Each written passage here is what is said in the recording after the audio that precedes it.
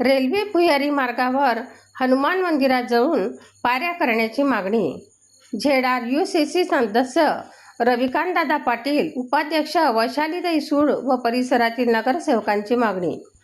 सध्या प्रगतीपथावर असलेले रेल्वे भुयारी मार्गावर हनुमान मंदिराजवळ पायऱ्यांची निर्मिती करण्यात यावी अशी मागणी ZRUCC सदस्य रविकांतदादा पाटील व नगरपरिषद उपाध्यक्ष वैशालीताई प्रमोद सूळ यांनी व परिसरातील नगरसेवक पूजा खानापुरे, अशोक डांबे यांनी रेल्वे स्टेशन अधीक्षक मोहन देशपांडे यांच्याद्वारे प्रशासनाकडे एका निवेदनाद्वारे केली आहे.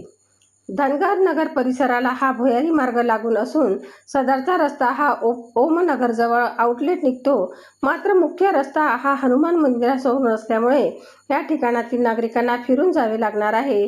त्यामुळे नागरिकांच्या सोयीसाठी आणि नागरिकांचा त्रास वाचावा यासाठी या पायऱ्यांची मागणी करण्यात आली आहे.